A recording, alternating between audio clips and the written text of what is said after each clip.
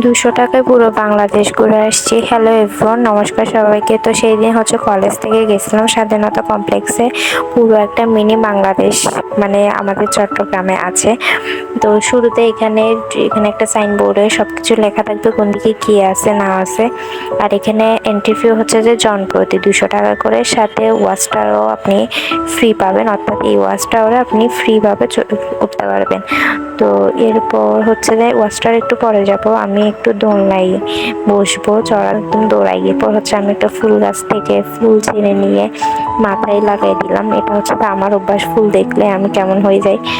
তো এরপর যে চারপাশটা ঘুরে ঘুরে দেখতেছি, এক একটা জায়গা এত সুন্দর। এটা কার্জন হল, ভিতরে ঢুকছিলাম। এখানে ছবি তোলার জন্য একদম বেস্ট একটা জায়গা যে স্বাধীনতা কমপ্লেক্স।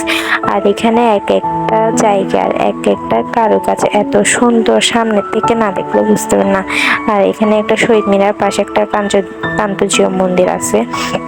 এই মন্দিরটার নকশা এত সুন্দর, মারাত্মক লেভেলের সুন্দর, না গেলে বুঝতে পারবে না।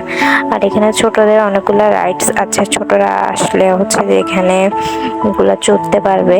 আরো অনেকগুলো আছে, সবগুলো ক্লিপ আসলে আমি নিতে পারি নাই। এটা সুপ্রিম কোর্ট, এখানে আমি ভিতরে যাই না, তবে সুন্দর ছিল।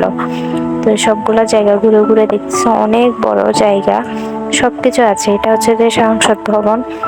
তো এদিকে আমি কয়েকটা রিলসের জন্য ভিডিও বানাচ্ছিলাম, ঘুরে ঘুরে দেখতেছি। অনেক সুন্দর জায়গাটা। তো এটার কি ভবন আমি জানি না। এটা একটা ছোট্ট বাঁশের সিঁড়ি। তো এখান থেকে তারপর যাব ওয়াচ টাওয়ার দেখার জন্য। এটা সিস্টেমটা যে একদম নিচ থেকে উপরে যাওয়া যাবে, আবার একদম উপর থেকে নিচে আসা যাবে, মাঝখানে কোনো তালা নেই আমার জানা মতে। তো উপরে গিয়ে তো আমি একদম অবাক হয়ে গেছি। উপরে উঠে পুরা শহরটা এক নজরে দেখা যায়।